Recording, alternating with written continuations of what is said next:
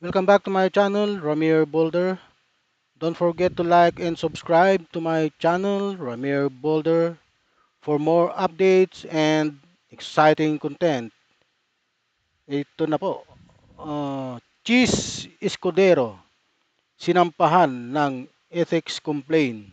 Bukod po dyan, si Cheese Escudero po ay kasalukuyang nasa ilalim ng investigasyon ng Commission on Election, COMELEC, hinggil sa pagtanggap niya ng 30 milyong donasyon sa kampanya mula kay Lawrence Lobiano, kung inyo pong natatandaan. Presidente ng Centerways Construction and Development Inc. noong 2022 election. Ayon sa COMELEC, maaring sampahan si Escudero ng kasong election offense na may parusang 1 hanggang 6 na taong pagkakakulong at perpetual disqualification sa pag-upo sa public office kung mapatunayang ang paglabag. Ito na po. Ito po ay inamin po ni Senator Chase Escudero na tumanggap po siya ng donasyon mula kay Lawrence Lubiano ng Centerways Construction Inc. Ito po si Lawrence Lubiano ay kaibigan ni Chase Escudero. Pero po ipinagbabawal po ng COMELEC, may resolution po sa COMELEC na bawal tumanggap ng donasyon mula sa mga kontraktor na may kaugnayan sa gobyerno. May kaugnayan po si Lawrence Lubiano sa gobyerno kasi kontraktor po siya, kaya po pinagbabawal. Ngunit sa kabilang banda, kung ito po ay hindi sana kontraktor ng gobyerno, pwede. Kaya lang po kontraktor eh.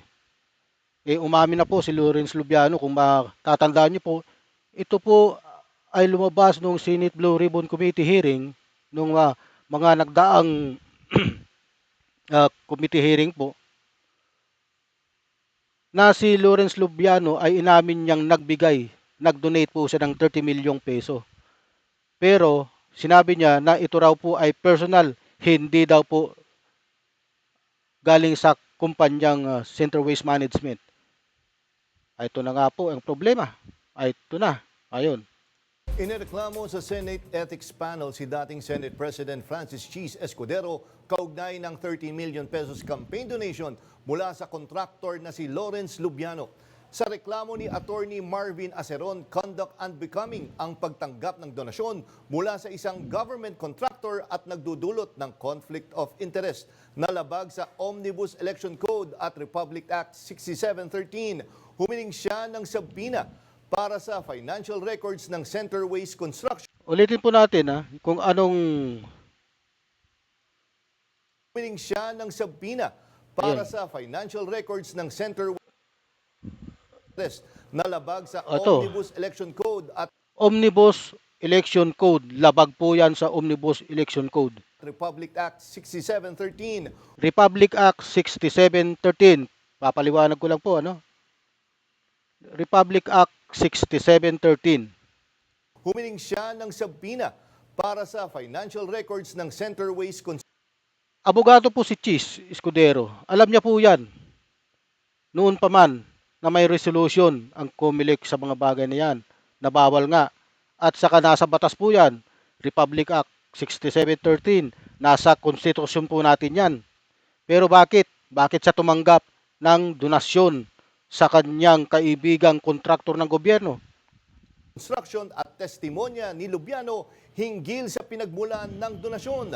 Git ni Escudero, hindi siya tumulong sa kumpanya para makakuha ng flood control project. Oo nga, hindi nga siya tumulong sa kumpanya. Wala namang binabanggit na ganun. Ang binabanggit, resolution ng COMELEC, Republic Act 6713, na bawal tumanggap ng kahit anong donasyon mula sa kontraktor ng gobyerno.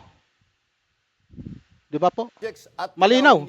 Politically motivated harassment ang reklamo. Kaugnay niyan, makakausap natin. Bakit mo sinasabing politically motivated harassment? nasa batas. Diyos mio, pati forthwith nga, hindi mo nga ginalang. Forthwith, immediately. Dapat daw, ginawang immediately. Tinanggal yung forthwith. Ay, abogado ka nga. Natin live via Zoom ang lawyer and publisher na si Attorney Marvin Aceron. Siya Ito si Marvin Aceron, ang siyang nagsampa ng ethics complaint laban kay Cheese Escudero. ang nagsampa ng ethics complaint laban kay Senator Francis Escudero. Magandang hapon po, Attorney Aceron, and welcome sa Arangkada Balita. Magandang hapon. Salamat po. Attorney, ano po ang nagtulak sa inyo para maghain nitong ethics complaint laban kay Senator Cheese Escudero? Alam mo, ako ay isang abogado. Ang ginagawa ko sa buhay, magdemanda ng mga tao. Pagkatapos, nung nabalitaan ko nga yung flood control net, ang sama-sama ng loob ko kasi napakahirap mabuhay sa Pilipinas pagkatapos din ang nangyari. Kaya ang una kong ginawa, pinakinggan ko yung mga balita. Nabalita ko nga itong 30 million donation kay Cis Escudero. Pagkatapos yung contractor niya, si Centerways, nakakuha ng 16 na bilyong kontrata sa Sorsogon. So I put two and two together. Ba, may mali dito, no? So ang ginawa ko, itinignan ko ang ebidensya, humingi ako ng general information sheet sa SEC, pumunta ako sa SEC, hiningin ko rin ang audited financial statements. May nakita akong butas. Ang depensa kasi ni Lubiano, personal money na yan. Pero kapag inaral mo ang financial statements, may malaking butas doon, nawawala ang 35 million pesos ng kumpanya. Kaya sinasabi ko, merong mali dito, dapat dito isampahan ng kaso si Senator Escudero sa Ethics Committee. And Attorney, definitely, anong reaction nyo naging reaction ni dating Senate President Escudero na sinasabing politically motivated ang ganitong klaseng reklamo? Alam mo, si Senator Escudero ay Senate President dati at pinagmamalaki niya na siya ay kumuha ng bar ng isang beses lamang. Pero hindi ko inaasahan ang ganyang klaseng sagot. Yan ay isang Facebook post. Ito pong hinaharap niyo, Senator Escudero, ay ganito kakapal na complaint. 21 pages po ito. Inaral ko po ang audited financial statements ng kumpanya niyan. Inaral ko po ang mga kontrata ng DPWH. Hindi po pwedeng ganyan ang sagot niyo. Kaya aantayin ko po ang tamang sagot niyo pagdating ng pagsilitis sa Senado. Kasi palagay ko, hindi yan bagay na sagot. Hindi yan para sa senador. Attorney Marvin, bakit? Ano po ba ang nakikita niyong conflict of interest dito? At anong koneksyon ni Senator Cheese Escudero sa mga Lubiano? Well, ganito, no? Una-una, inamin na kaibigan niya si Lubiano. Pangalawa, si Lubiano, inamin na donate ng 30 million. Okay, kaibigan kayo, nag-donate sa pera. Pero tingnan mo yung history ng kontrata ng kumpanya ni Lubiano. 2020, meron siyang 720 million na kontrata. Pagdating ng 2022, 2022, nang nagbigay siya ng 30 million pesos na donasyon, umabot ng 15 billion ang kontrata ni Centerway sa Sorsogon. Di ba? Hindi ba malaking tanong yun? Bakit biglang lumobo pagkatapos mong mag-donate? Anong nangyari? Meron isang, at itong sinasabi niya na, personal pera ko yan. Pag inaral mo ngayon ang kumpanya na yan, hindi yan personal, pera ng kumpanya yan. Kasi nawala yung 35 million pesos doon sa audited financial statements ng Centerways at walang nagpapaliwanag sa 3 taon na disclosure nitong audited financial statements ng Centerways. Walang sinasabi kung saan napunta yung 35 million na yan. Kailangan sagutin nila yan. And Attorney, ano sa inyong opinion, under sa batas, sino ang mas mabigat ang kasalanan? Yung contractor na nag-alok ng donation o yung tumanggap na politiko? Ang sa akin kasi may batas talaga dyan at may isang view na yung nagbigay lang ang liable. Ewan ko kung saan na nakuha yan. Kasi pag binasa mo yung batas, hindi naman nakalagay dyan na only the donor is liable. Wala akong nakitang ganyan. Wala rin akong nakitang desisyon ng Supreme Court na ganyan. Ang nakita lang, prohibited, pinagbabawal ang donasyon. Ngayon, pangalawang punto, ito kasing kaso ko, ethical complaint, ethics, appearances.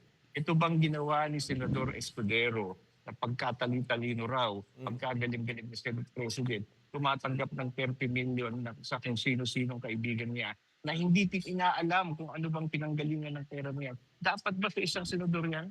At dapat ba na yung nagbigay ng donasyon yan magkaroon ng 15, 16 billion na kontrata pagkatapos siyang mag-donate sa Senate President? Yan ang tanong. Kailangan na sagutin yan. And Attorney Asaron, I'm sure narinig nyo rin yung ginawang, I don't know kung privilege speech or manifestation speech ni dating Senate President Escudero. Kung pinakinggan nyo yung naging speech niya, nasagot ba niya, na-defend ba niya yung sarili niya laban dito sa akusasyon na ito? Alam mo, yung sinasabing sagot na yan, sabi ko nga, talagang hindi bagay mag-senador pag ganun ka mag-speech. At sinasabi niya, bakit ako lang? Alam mo, pag tinatanong mo bakit ako lang, inaamin mo na, saka. Bakit mo kung merong mga ibang kasali, di sabihin mo na kung sino at nagbigay ka rin ng ebidensya. That doesn't address the point. Why did you do this to the people who voted you in power? Why did you do this to the republic who swear to serve? Why did you do this to us? How can you do this to these people who believe you every time you speak to them? Every time you say these things na parang poetry, medyo pang mga mabulaklak na pananalita. Bakit mo ginawa sa mga tao yan? Yan ang dapat mong sabihin diyan sa privilege speech mo. Okay. Bakit mo ginawa sa mga tao yan? Yun po ang malaking katanungan. Donasyon sa kampanya. Si Lubiano ay nagbigay ng 30 million. Inamin na po nila yan. Sa kampanya ni Escudero na halos isang kalima ng buong pundong na ilabas ni Escudero sa kampanya. Kontrata ng Center Waste Management. Ang Center Waste Management Construction and Development Inc. ay nakakuha ng kontrata sa flood control project na nagkakahalaga ng 5.16 billion mula 2021 hanggang 2024. Biglang umakyat po yung kanyang natanggap na contract simula nang makatanggap po si Chis Escudero ng 30 million peso donation mula po sa kanya. Na may 96% ng mga proyekto sa rehiyon ng Bicol. Sa Bicol pa lang po yan. Denial naman ni Escudero, ipinagkaila ni Escudero ang anumang pagkakasangkot sa mga proyekto ng kumpanya ni Lubiano, ngunit inamin na siya ay kaibigan at taga-suporta nito. Inaamin niya na siya ay kaibigan at taga-suporta raw. Ngunit sa mga proyekto ay hindi niya inaamin na mayroon siyang partisipasyon para makakuha ng kontrata. Sa pag-iimbestiga po, lumalabas na nung manalo si Escudero noong 2022 bilang isang senador, dumami po yung contract na nakuha ni Lubiano sa Bicol. So, kayo na po ang bahalang humusga. Hindi po yan haka-haka. Yan po ay may katotohanan sapagkat may mga contract, may mga pinipirmahan po yan between the contractors and the DPWH. Pati po yung mga opisyal ng DPWH ay sangkot sa mga anomalya ngayon. Kaya kayo po ang magpasya. Si Chis Escudero ba ay dapat nang matanggal o kailangan na siyang mag-resign kasi hindi na siya karapat-dapat sa kanyang posisyon bilang isang senador ng bayan. Para sa akin po, hindi po siya senador ng bayan sapagkat binabiolate niya yung mga resolusyon at Republic Act na nagbabawal ang pagtanggap ng kahit na anong donasyon sa mga kontraktor ng gobyerno. Alam niya po yan kasi abogado siya. Hanggang dito na lamang po. Huwag niyo pong kalimutang mag-like and subscribe sa aking channel for the latest update and exciting content. Mabuhay po kayo. Marami pong salamat sa inyong panunood sa aking vlog. Salamat po.